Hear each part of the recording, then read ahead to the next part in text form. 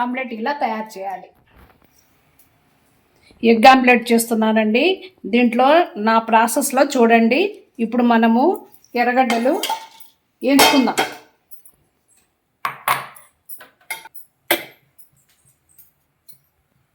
కొద్దిగా ఆయిల్ వేసుకుందాం.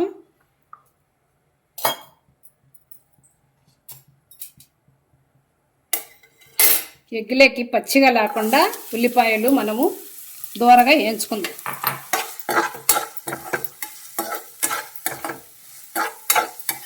ఉల్లిపాయలకి కొద్దిగా మనం షార్ట్ వేసుకుందాం.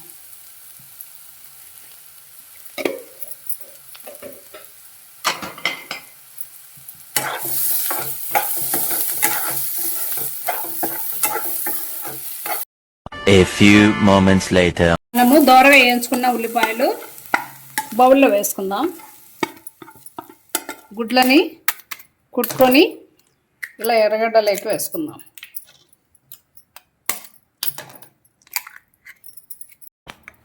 మనం ఇలా కలుపుకుందాం. బాగా కలుపుకోండి. కొద్దిగా మిరప్పొడి వేసుకుందాం.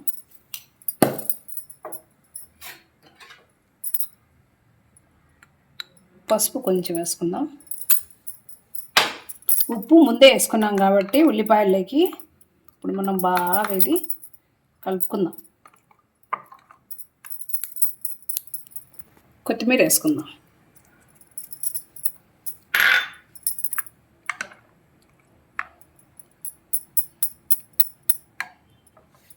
ఆమ్లెట్కి ఇలా కలుపుకోవాలి. బాగా కలుపుకోవాలి. కలుపుకొని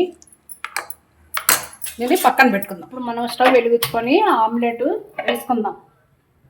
ఇప్పుడు పెనం పెట్టుకొని ఆమ్లెట్ రెడీ చేసుకుందాం.